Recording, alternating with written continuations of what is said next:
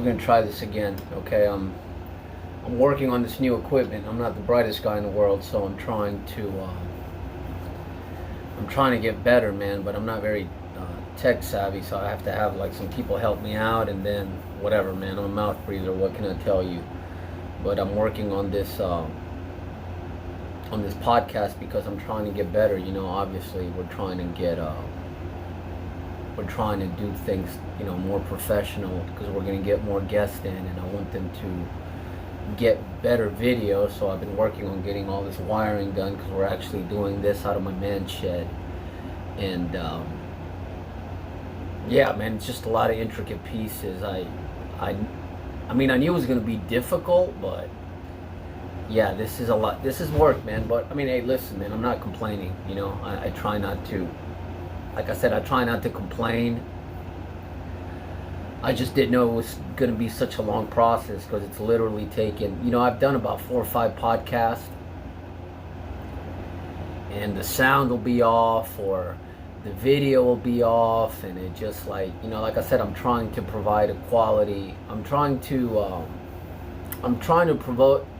provide value for you guys. You know, I'm not taking any of this for granted, and I've been wanting to do this for a long time because of what I've said earlier from all the other podcasts that I've seen relating to like men's issues, because I'm a man, and even though I'm older, even though I'm 47, I'm always trying to get better, man. I'm always trying to I'm looking for answers. I'm looking to progress, you know, to be more educated, to look at things differently, which, you know, it's part of life. I sometimes feel like I'm like 10 years behind, man. I'm like, man, if I would have known what I know right now when I was in my 30s, I'd be a much better individual. But like I said, this one is more of like, I'm going to call this one more of like the reflections that I have and things that I want to push out to you guys, because, you know, this is just a brand new little podcast that I just started doing, and all of this is going to be very organic. You know, it's going to be very, you know, one by one, and obviously if the content is good, then people are going to want to listen. I mean, it's just as simple as that, you know. It's like kind of like business, you know. If you can be competitive in business, you're going to stay in business. And if not, well, you're going to go out of business, you know. So we're going to see what happens. Thankfully, I don't make a living off of this because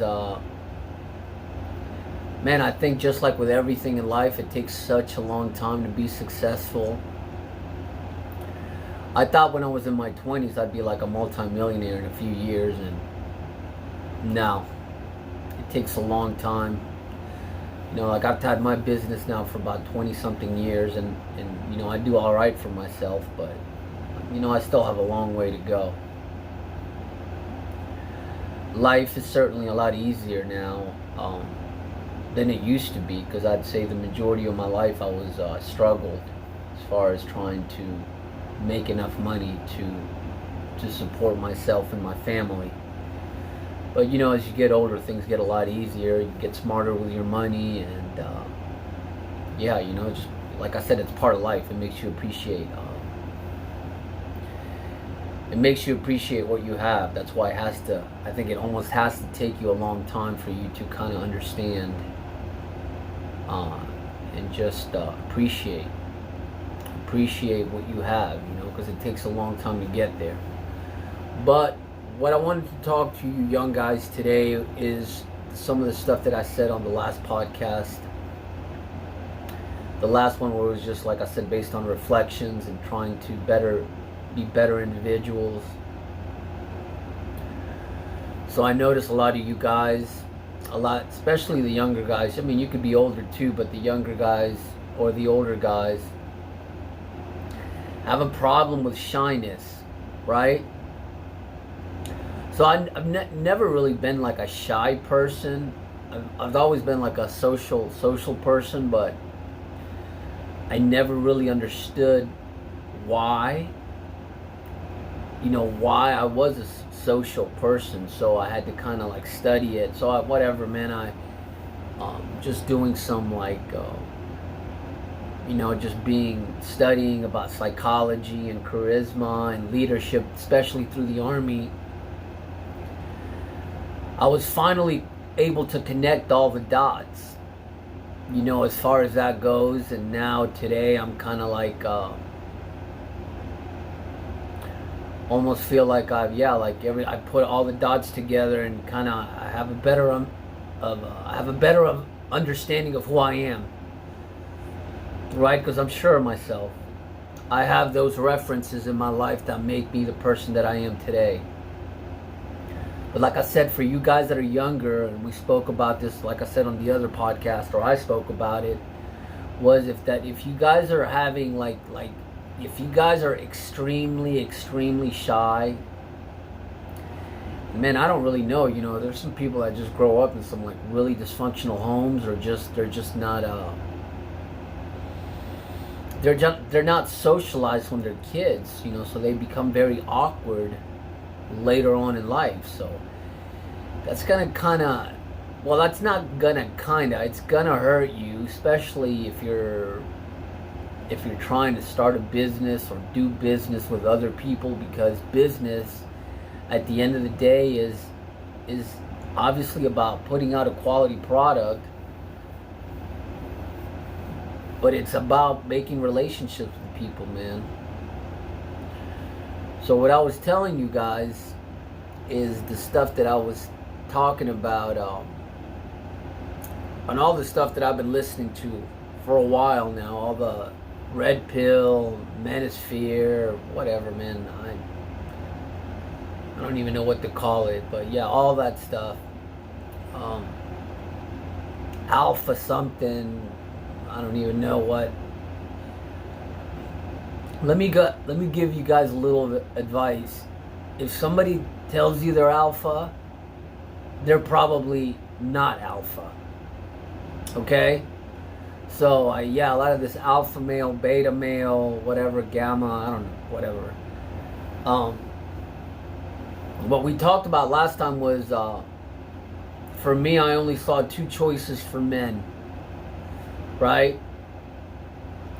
Something that's going to help you out in your development as you're growing up is, number one would be to join the military. Now, if you choose not to do that, that's fine too. That's not a problem, okay? That's just, to me, it's kind of like the easiest way, or kind of like a big part of the process that you need to learn about, being an adult and being a man and being a leader, right? To try to be a leader. That's what we aspire to be that. We aspire to be that for our family, for our kids. So I think it's just like, I think it plays a big part. Maybe not for you. For me, it played a big part. So, like I said, I always talk about references. So that's my reference, right?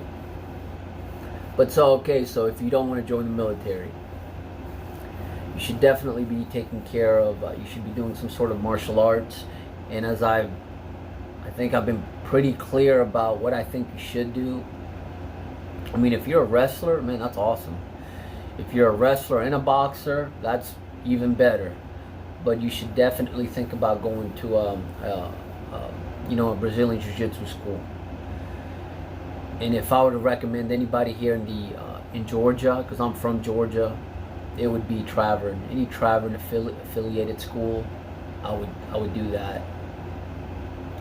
Especially if you're like 20, man, I would say even if you're 17 to do that, right?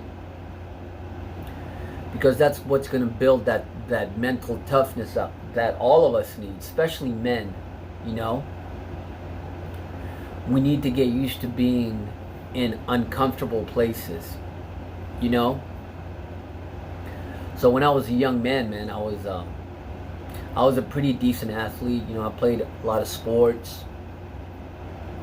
And as I got older, I started to play. I wanted to be kind of like my big brother, you know. So he was a soccer player. So I started playing soccer, but I wasn't really. I guess maybe you could call me decent when I was younger, just for the mere fact that I'm of like Chilean descent, and you know that's kind of like, man, that's all they do down there. That's like, there's no other sport in South America. I mean, there is, but there isn't. I mean, soccer or we don't even call it that. We call it football. Football over there, it's just like, it's everything. I mean, it's everything down there. So, you know, at least if anything, compared to like, I guess, growing up here in the States, I was decent. But once I got older, it was obviously got a little bit more competitive, and you know, I completely sucked. But obviously, you know, with hard work, eventually I became a pretty decent player, you know. Played in a bunch of different teams, played some ADSL, which is like I think it's the one below Double A. So it's like a lot of former professional players, collegiate. So it's a competitive league, man. So I learned a lot, but I always noticed when I was younger, man, I was just a whiner, man. I would just always whine. Like if I got pushed the wrong way or elbowed or something like that, I would just start complaining, you know, and it always took me away from the game. And I never really figured that out till I went to till I joined the Army and went to basic training. And then I came back, and then I started doing the same thing. This is, I guess it would probably be years, like joining the Army, doing my thing in the Army, and then picking up soccer again. And noticing that when I played, and I hadn't played in a long time, so I was still pretty rusty, but even when I was being pushed and shoved and whatever, tackled and fouled, I noticed that I no longer got up and said anything. I just basically got up and dusted myself off and just kept moving. So I always when that happened, when that moment happened, when I really thought about it, and I was like, wow, I really have changed. It wasn't me, it was the Army. You know, the Army did that to me. The Army changed the way that I thought, you know. But let's get to something that's going to be more tangible for you younger guys, you know, especially, I know you guys like to, you know, like women, of course, like the ladies. And what I was telling you on that last episode, it was, as far as let's talk about like the seduction community. I was telling you that there was some good stuff about that community, but there's a lot of half truths to what they're talking about too, and a lot of it is just very manipulative, right? So why be manipulative when you can actually be authentic? And not just for women, but just in life alone, you know, just in life itself, just to be authentic, right? How about that? To be the man you want to be, right? To be the man that other leaders or that other people want to follow. You want to be that man, right? So, as I stated earlier on the other podcast about leadership and the leaders that I was around in the Army, good and bad. So of course you look at the good, and of course, you know, you worship them, man. You want to be just like them. You know, you want to be just like your hero in the Army. And usually it's somebody, you know, that outranks you, you know, that's in charge of you, or somebody you know that, you know, but you're like, man, this guy's he's just the man, you know. He's just like, everybody just respects him, you know. And then you would meet these characters that would fit the part, meaning they would look the part, you know. They were like, I don't know, you know, Ranger School or Ranger Tab, you know, Combat Infantry Badge, Airborne Wings. I mean, you know, they had every chest, everything they had on their chest. They had every school, you know. Pathfinder. I mean, you name it. They'd been to Air Assault. They'd been to every school in the Army, you know. So they were like, on paper, they were great leaders. They looked like great leaders. And then, not all, but some, they failed when it actually came time to be a leader, right?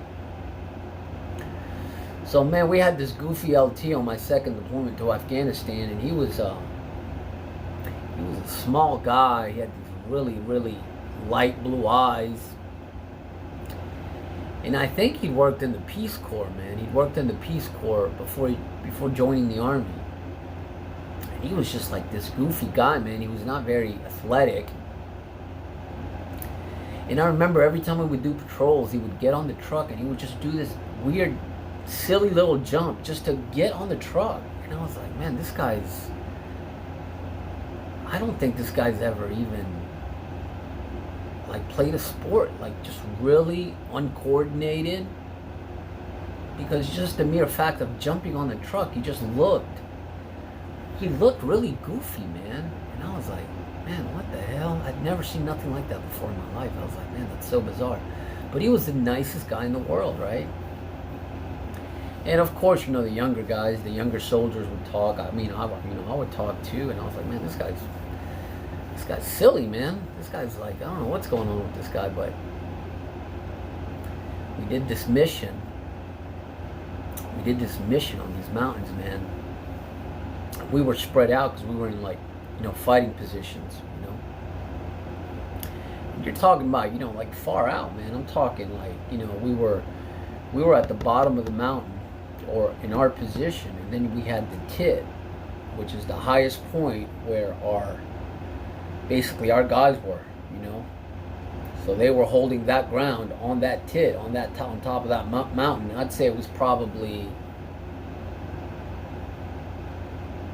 I don't know, about 500 meters. The tit, the top of the position where we were basically holding terrain. I think it was like they were providing overwatch, you know.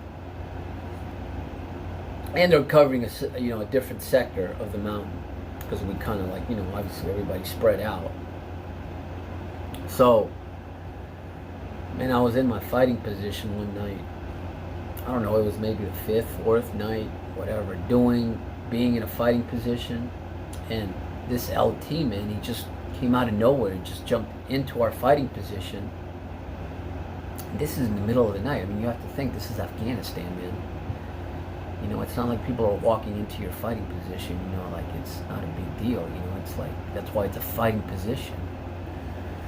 So this guy jumps in there, and he was checking up on us. And I was blown away, man. I was blown away by that, because we're in the middle of Afghanistan in a combat zone, in a fighting position, and this guy is literally going from fighting position to fighting position at night, checking up on all the guys to make sure that all the guys are good. So you see what I'm talking about, guys? You see what I'm talking about? So after all these years, man, I've finally put all of this stuff together, man. And those were the kind of things that were like, that's a leader right there. That's a leader. I don't care I don't care if you fucking jump on the truck and you do a handstands. That's leadership right there. It's undeniable. He was checking up on his guys. That's what he was doing. He was checking up on his guys. I'd go to war with that man right there. Because, I mean, he's on top of a mountain in Afghanistan in the middle of the night, moving. You know, he could easily, I don't know, somebody could have snatched him up. Anything could happen on that mountain. I mean, it's complete darkness, especially at night. I mean, it's not like you're going around with a friggin' flashlight, you know? So that's what I'm talking about, guys. I mean, those are the things that I experienced that I was like, man, if I can't put this together, and me, myself, once my time came to be a leader, if I can't be a good leader, I mean, I can't tell you, you know, then I'm not worth a damn. But those are some of the things that I saw, man. I saw things like that all the time, and I was just shocked. I was just shocked because sometimes it was the guy that fit the mold. It was, this big guy, whatever. He just looked like an animal, and he was just a great leader. And yeah, okay, he fit the role. And then you would meet these guys that didn't fit that mold, but were still exceptional leaders. You see what I'm talking about? So, so there's just, like I said, guys, that's just one lesson. That's one lesson in leadership. You see what I'm talking about? So, what else did we want to talk about? Oh yeah, guys. You young guys. I see you guys. I go out. I was saying I like to go out once or twice a week, and I like to go out. I go out by myself, man. I don't go out with anybody. I go out by myself, and I go to socialize with people. I go to talk to people. I force myself to do this. Now, why do I do this? I do this because it just makes me better at it. It makes me better at reading people. Is it uncomfortable sometimes? Yeah, it's uncomfortable sometimes, right? Can people be rude to me sometimes? Yeah, definitely. But, man, you got to go out there and try it, If you're really shy, what I said before, guys, if you're really shy and you want to just do like a warm-up, go to the grocery store. Go to Home Depot. Go to Lowe's. Go wherever. When you go when you go talk to the cashier, you force yourself to say hello to her. They have a name tag. Just force yourself to do that, Don't do it to where it's just about talking to attractive women. If you do that with everybody, then you will always be ready to basically approach anybody you want. You'll be able to make a conversation like that. So don't think about it just like that. Don't think about it like it's just about women. It's not just about women, man. It's about everything. It's about everything that you do. And this is some of the ways that it will get you there.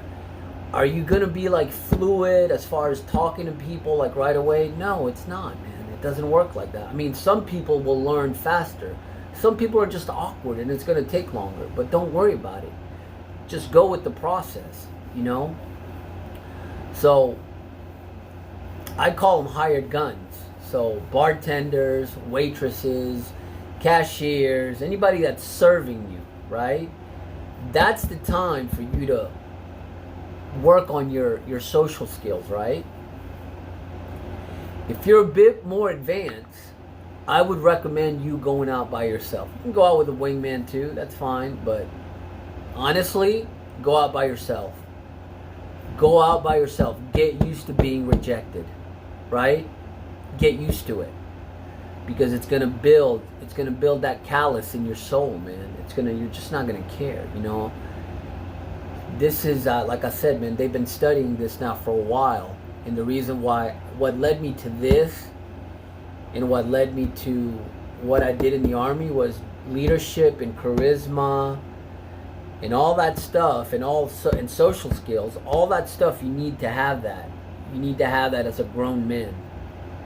Okay? If you want to crush in life, you need it. So, like I said, if you're more advanced, take the challenge, man. Go out there by yourself. And when you go out there by yourself and you go out at night, think about it like this. If you go out there with a t-shirt, just a regular t-shirt and some jeans, you look just like anybody else, right? But if, let's say, you put on a nice shirt and a sports jacket and a nice watch, and maybe you smell a little good, you put a little cologne, and you worry about your hair and all that stuff, I think it makes it easier for you to approach people and for people to approach you, Because people are going to know that just by looking at you, you're like, oh, look, this guy, he takes care of himself. He dresses well, and that says a lot about you guys. I want you to think about it from like a female perspective. A woman, they'll spend hours doing their eyebrows and combing their hair or doing their hair or dyeing their hair or putting on a dress. So that's like, it's almost like women are good at attention to detail. So if they're good at attention to detail for themselves, then they're definitely going to pay attention to the fact that you are groomed, you're clean, you got maybe, like I said, a nice jacket or a nice shirt on. They're going to pay more attention to that. They're going to see what kind of shoes you have, right? Attention to detail. So my point is, man, it's like I said, I look at the way some of these men dress today and I'm like, what? I mean, I've seen guys that are older than me that are wearing a pair of Jordans with a Michael Jordan jersey. It's like, I mean, what are you, 12 years old? I mean, I'd be fine for a kid. You're 50 years old, man. Like, I don't know. To me, it just seems bizarre. It's like, it's just like strange, you know? But, you know, like I said, it's just references, man. I was raised by my grandfather, you know, he died a long time ago, but I mean, I remember being around my grandfather and he always wore a suit, but you know, it's a different generation too. But listen, man, I'm 47 years old and I wear suits, you know, I wear 3-piece suits when I go out. Usually you'll find me just wearing this, you know. But if I go out, I like to dress up, man. Because I am a businessman. I want people to take me seriously. I mean, imagine if I went out like this and I'm like, yeah, you know, whatever, I got a business and I go to a nice place to eat. They're gonna look at me like, well, first of all, you have to wear a jacket, and you just don't, I don't fit the part, man. So if I were to go out like this and people treat me a certain way, and I get upset about it, then whose fault is it? Is it their fault, or is it my fault? It's my fault, right? So I'm just realistic, man. I'm realistic, you know. And I'm telling you, man, it's like I said, this all fits into psychology. I totally see the difference. When I have a suit on, man, and I go out, I get treated so much better, man. I just do, you know. I just do all the time. Sometimes I'll get mistaken if I'm like at a club or at a bar. Sometimes people think I work there. Sometimes people think I'm the owner, man. I'm just walking around, you know. So just that's a little intel for you guys, man. Just for you guys to pick up this stuff, because like I said, I notice all these Manosphere shows man, it's just a big business. They're trying to get money out of these young impressionable guys, and I think a lot of times, man, they're pushing out the wrong information for you guys. So, you know, think about that. That's just very basic stuff, you know, like dress well, work out, man. I would definitely, you guys need to start working out, you know. Like I said before, start doing some Brazilian Jiu-Jitsu, right? Definitely do some Brazilian Jiu-Jitsu. Get used to getting smashed, man. Get used to getting smashed. With this whole COVID-19, man, I haven't trained in about a month. I'm going to start at the beginning of next month again. And you know, I definitely miss it. I don't miss the injuries, but I definitely, you know, get that satisfaction after rolling with somebody that, you know, it feels good. It feels really good. What else, man? What else can we talk about today?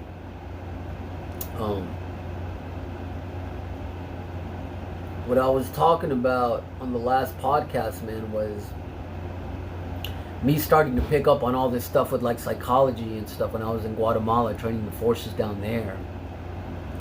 And the only reason I got into it was because, you know, they were watching me all the time, so it kind of freaked me out at first, and then I just started to see them like they were looking at me like I had all the answers, you know. And in a way, I was portraying myself like I did have all the answers, you know, like that's kind of like almost like, you know, the burdens of leadership, you know.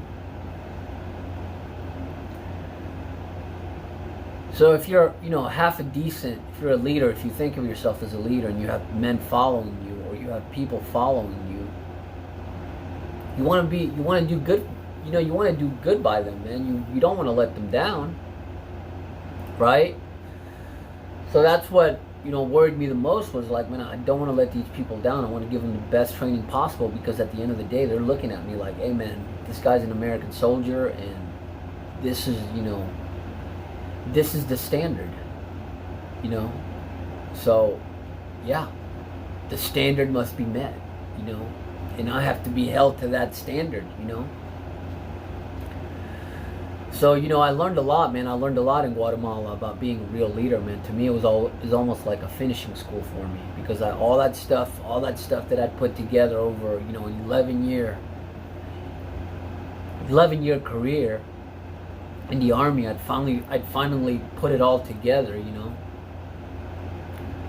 So I'm almost, man, I'm really thankful that I did that, man. To me, it meant a lot to me because it was towards the end of my career and I finally had put all the pieces together.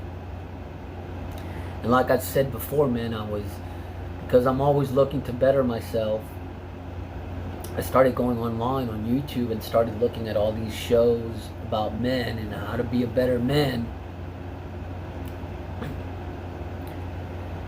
And I think some of them were okay. I think some of the shows were not bad, but some of the stuff they were talking about was just it went against what I believe in, man. Against what I believe in because I believe in being authentic, you know. And I'm just not a young man anymore, man. I'm 47 years old, so, you know, like, I remember being 20 and not knowing anything, you know, not having a father figure and I couldn't figure it out. So now at my age, man, I have a son, I have a daughter, I have a son that's just turned 25. I have a daughter that's 27. I'm actually I'm a grandfather. That's unbelievable, man. It's incredible life. It's just amazing. But my son looks up to me, and I know that, man. I know that my son looks up to me, so I try to be the best man that I can be for my son and for my daughter too, you know. So, you know, how can I be a bad example when they're watching over me all the time? So, you know, I'm not perfect, but I mean, that's at the end of the day, they're the ones that keep me, you know, they keep me in line, you know, because I can't let my kids down. I just can't do it, man. You know, they mean so much to me, and they look up to me, man. So I have to be that leader, you know. So like I said, man, it pains me. A lot of you guys, man, I see you guys when you go out, man. I watch. I do a lot of people watching. Just a lot of insecure men out there, you know. And just simple things, man. To me, it's just simple things. It's like opening the door for a woman, man. It goes such a long way, you know. What happened to that? Is it gone? Or let's say you're with your date. Let's say you're with your date sitting at a bar and she goes up to go to the restroom. Do you stand up for her? Do you stand up when she stands up? And when she comes back, do you stand up again? I do. I do it all the time. It's called discipline. Discipline is 100% of the time. You can't half-ass discipline, okay? And it's manners, just simple manners, you know? It's part of being, if you consider yourself to be a man, you are, at the end of the day, maybe not all of us, but you are a warrior. You are trying to live that code, right? That Bushido, the way of the warrior? Do you want to be a warrior? Do you want to be a scholar and a warrior? Do you want to be a gentleman too? That, because it all entails all that. So just think about it, guys. Think about it next time you go out on a date with a woman. And you walk her to the car. And you just don't get in your car. How about you open the door for her? Right? How about you do that? Just simple things, man. Simple things like that. You know, like I said, I think it was Joe Rogan that was talking about it, and I think about it the same way. It just drives me nuts, man. It's when I go to the grocery store and I see all the carts all over the place. Right? You take a cart, you use it in the grocery store, you go outside, and you just what? What, are you just going to throw it somewhere?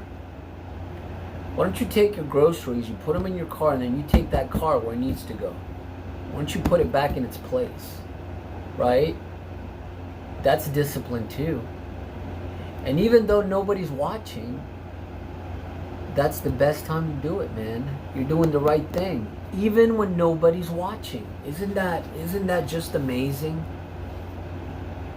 Isn't that just an amazing thing when you can do that? I mean, I think it is. Do that all the time, guys, and start doing it now. Right? Like I said before, man, a lot of the stuff too, that you know, the RSD crap, it's all manipulative, man. It's like they're like making stuff up at the end of the day. They're not the men that they say they are. It's like, be the man. If you want people to find you interesting, do interesting things, man. You know, have a hobby. I don't know, paint, read books, right? Have a steady job, you know. Pay your bills, I don't know, travel, read, right? Stay current on, I don't know, economics. I'm a big fan of Dr. Thomas Sowell, man. You guys should check him out, or Milton Friedman, but mainly Dr. Thomas Sowell. He happens to be an American economist. He's just amazing. So I'm sure a lot of you guys have heard of like Jordan Peterson. A lot of the stuff that Jordan Peterson talks about, Thomas Sowell was talking about this stuff in the 70s, man. So it goes to show you, you know, how ahead he was of his time, you know. And now he's a very respected scholar. But even today, man, I'll ask guys that are older than me, I'm like, have you ever heard of Dr. Thomas Sowell? And they're like, they don't know who I'm talking about. I'm like, how do you not know this guy, man? This guy's like, I don't know, one of the most important Americans in the last 50, 60 years. I don't know. I'm telling you, man. I'm telling you, listen to him. Listen to him. But yeah, guys, just think about that stuff, man. Just think about what I told you guys. I'm trying to reach out to you young guys. I'm trying to reach out to you guys that are lost out there, right? You guys out there that need a mentor, you know, that need somebody to tell you, hey man, maybe you should do this, right? Do this. I would say honestly, if you can right now, man, try to start a business, man. Try to start a business. Even on the side. You know, I've had my business now for 20 plus years. And I would say about at least 18 to 19 years, man, I struggled the whole time. Just struggled. But what I did was I kept going, man. I kept moving forward. I kept driving forward, right? And now finally, after all these years, man, I think I finally got my 10,000 hours, and yeah, man, you know, my business is doing fine, you know. But it took me 20 years, right? So, you know, they always do these statistics when businesses go out of business. They're like, well, you know, restaurant businesses, like 90% of them go out of business in the first 3 to 5 years. Okay, you can go by that model, but you can also go be like, you can surpass the 3 to 5 years, still struggle, and just continue moving forward. And then eventually you're going to get the right formula, right? eventually you're going to get enough of a clientele that's going to sustain your business, you know. Because believe it or not, business, you know, your guys you're going to have regulars, and you're going to have people that are going to come and go, you know. I mean, I have people that I've been doing business with since I started my business, you know. I'm still doing business with them, you know. That's how important it is to make relationships with people, you know, to talk to people, you know, and to, at the end of the day, to put out a good product, you know. I try to learn from, you know, people like Jeff Bezos or Tillman Fertitta, you know. And Jeff Bezos, man, he lost millions and millions and millions of dollars for a long time. He was on a loss the whole time because he was kind of like seeing the future. He was kind of like, he was building everything up, you know. And now he's one of the richest people in the world, you know. It's like I was talking about, I read that book about Tillman Fertitta, Shut Up and Listen. And he said, now this is a billionaire, okay? This is another billionaire, not this guy. He was saying that he can basically go into any business and tell you just from walking into a business whether that business is doing well or is being run the right way by the way it looks, as far as, is the grass trimmed? Is there garbage on the floor? Are the signs lit? Right? I mean, all that stuff, man, all that stuff, you can tell. That's, if that stuff is good, if the grass is cut, if the signage is put up the right way, if there's no garbage on the parking lot, you know right there that's a good business. You know right there that they have good management. And that's not even anything military related, man. That's just regular business. In the Army, you'd call that attention to detail. Attention to detail. You would pay attention to things like that, right? So just think about it like that, guys. Anytime you go into a business and you notice that there's garbage everywhere, there's garbage, you know, in the parking lot, the signs are broken, maybe the carpet hasn't, you know, been vacuumed, the bathrooms are dirty, you know right there and then that you probably don't want to do business with that place. You know from that right there that place is being run poorly. You see what I'm talking about? You see how it all falls into leadership?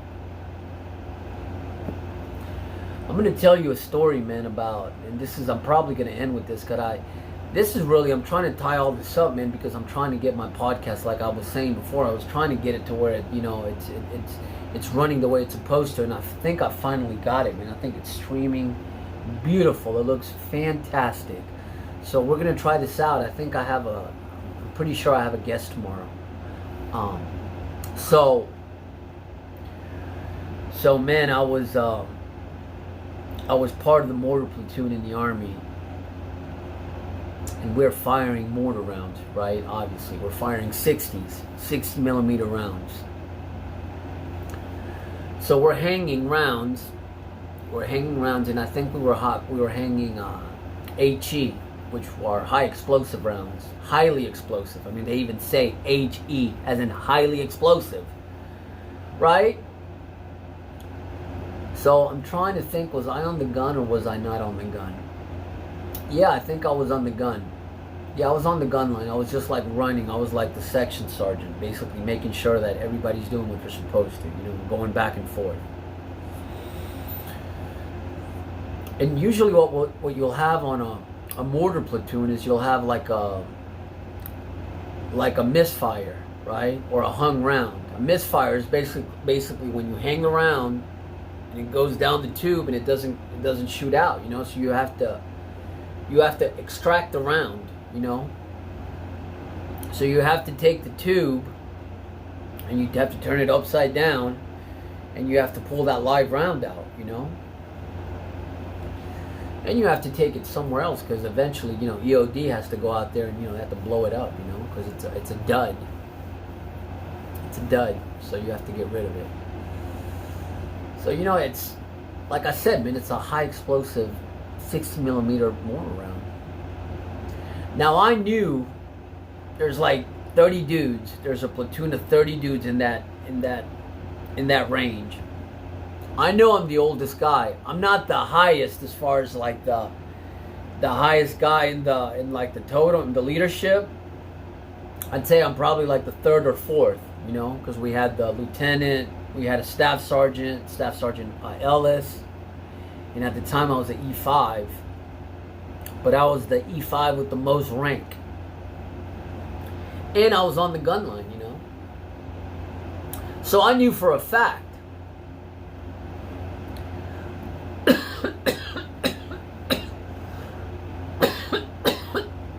I'm sorry guys, just a little Rona. I'm pushing it out of my system. I'm just kidding. So I knew for a fact that I was gonna have to get that round out, man. I was like, this sucks. You know, I'm gonna have to do it.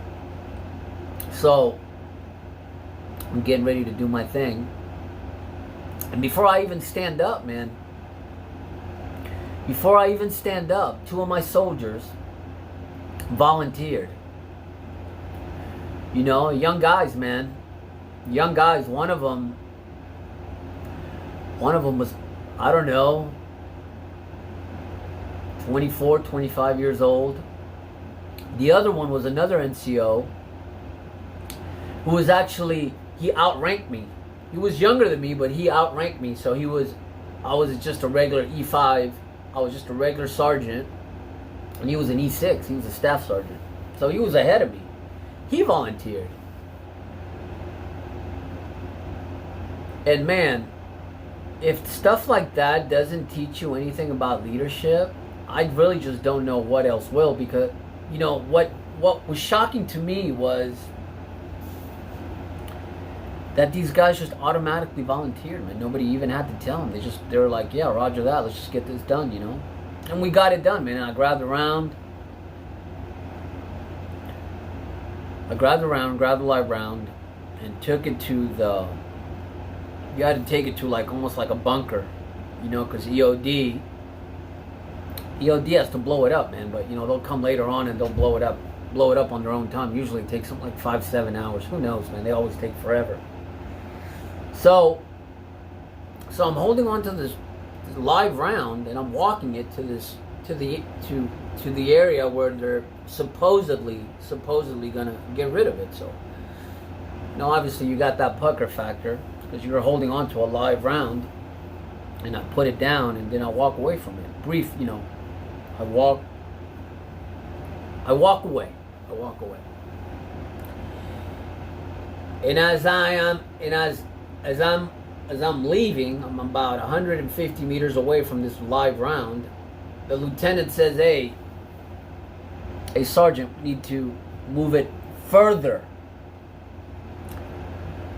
So in my mind, I'm like, Jesus Christ, like, really? So, you know, without anything, I didn't say anything. This is what's going on in my mind. I went back, I picked it up, and I took it further on. And that's it, man. And we, you know, they got rid of it. But like I was saying, man, I always learned. I had so many of those lessons, man, when I was in the Army. So many lessons like that it just taught me so much, man. It taught me so much about what real leadership is about, that sometimes you have to do what you don't want to do. And sometimes people will just inspire you. They'll inspire you to be a better leader. You see what I'm saying? So just think about that for a second, you know, and I know here in just a regular world, in the regular civilian world, you guys are looking for answers. And that's why I was telling you that you should join a jiu-jitsu class, a reputable one, a good one, and you'll find a mentor. I'm telling you, you will find a mentor, you know, and somebody that'll put you under the wing and be like, hey man, this is what we're gonna do, and they're gonna teach you a lot about life, you know. And that's what you want, man, because you don't want to make all those mistakes when somebody can teach you the mistakes they've made. You see what I'm saying? So I would honestly, man, I'm telling you that if you guys really wanna test yourselves, is one, join a jiu-jitsu class. Start doing jiu-jitsu as soon as possible. Two, start lifting weights. Three, if you wanna get better with people, if you wanna be more sociable, if you wanna get better with women, you gotta start going out, man.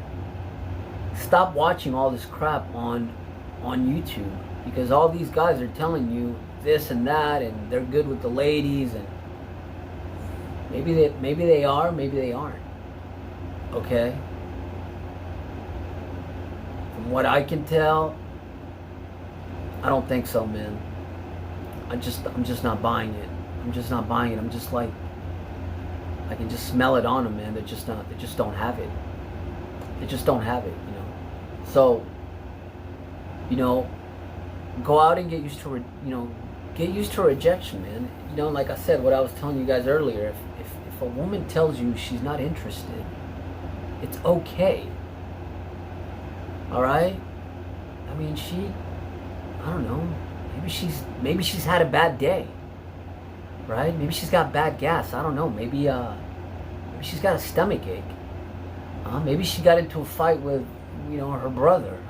You never know where people's heads are at, right? So I really believe that that's what's happening, especially now where people can just go on dating sites and not even actually talk to people, But get used to being rejected, man. It's all right. Your ego can take it. That's why it's okay to take jiu-jitsu and get submitted some more, right? Because eventually you're going to get to a point to where you're going to be submitting people. You're going to get to a point to where you are no longer the white belt, right? I mean, that happens all the time at my school. You'll have the white belt that's always getting submitted, and then one day, what do you know, another person comes in and they're a white belt, and they're getting submitted by that white belt that's been doing it for a month. So you see what I'm saying? It always goes back around, man. It always goes back around. So you're not always going to be the white belt, right? And if you are, you're not always going to be the guy that has the least amount of experience. So it's all in how you look at it, man. For all you guys that are of Indian descent, the Asian guys, I know you guys have from what I understand, you guys have a harder time. Let's say a real short guy. If you're a short guy and you say to yourself, women are not going to date me because I'm short, that's not a woman's problem, man. That's your problem. That's in your head.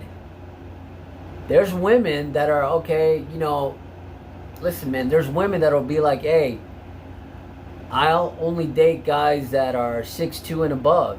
And then you'll see her and she's walking around with a guy that's 5'7", man. I mean, that happens all the time. So, I mean, just because they say it, sometimes they are. Sometimes it's like, listen, this is what I want. This is what I like. But there's plenty of women out there that don't really care. There's actually, if you think about it, there's tall women that can't get any dates because nobody will approach them, right? So just think about it like that, man. If you have the problem, you have the problem. It's not them. Get over that. Get that out of your head, man. Get it out of your head. I see plenty of guys that when I go out with, I'm like, how did he end up with that woman? Right? Does he have money? Is he funny? Huh? That happens too. Right? So I just want you to think about that stuff, guys. Right? Start building that callus now. It may take a year, but hey, it's better that you're doing it than if you spend a year at your house thinking about it and looking at all these coaches and paying all these people to make you more charismatic. Why don't you just do it for free? Go through the hardship And man, you'll be a much better man because of it. I mean, I go out all the time. I try to, well, before the COVID stuff, I was going out at least, once or twice a week. And I work a lot of hours, man, but I almost think like I force myself to do it because, like I said, I do lots and lots of business. I'm talking to people all the time. So I have to be able to be on point, man. And I have to know what I'm talking about, So, I mean, if you want to talk about history, we can talk about history. If you want to talk about economics, we talk about economics. If you want to talk about music. And if not, if I don't know something, hey, man, I'm always down to learn. Always down to learn. So just think about it like that, man. Think about it like that. It's everything is a process, man. Everything takes time, Some people are naturally charismatic, Some people are naturally just a good-looking guy, tall, handsome, has it all, But that's not everybody. That's certainly not me. Listen, man, I don't go out and be like, yeah, people are just gonna fall in love with me because of the way I look. I think people are gonna like me, or they're at least gonna find me interesting if we have a conversation, and we can have a good conversation, and we can have different opinions. You see what I'm saying? So, just take it for what it is, man. Take it for what it is. I mean, I'm on this same journey that you guys are. I'm just a little bit more ahead, but I'm a lot older too, So when I was looking at all this stuff online, the reason why I could tell a lot of it was crap was because I already have those references from the army and just from being an older guy. I'm like, yeah, that makes sense, but this is not gonna work. This is not gonna work. So I think that's it, guys. I think that's it. And this goes out to This goes out to you younger guys, man. I really want you to pick this up, Pick this up and just be better men, You'll be happier, right? You'll feel like you accomplished something, And it'll just toughen you up, man. It'll toughen you up, if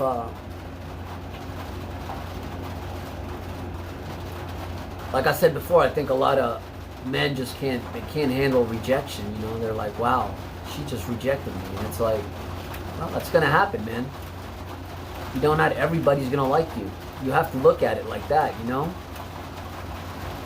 And at the end of the day, man, don't worry about what other people think, because at the end of the day, most people don't really care,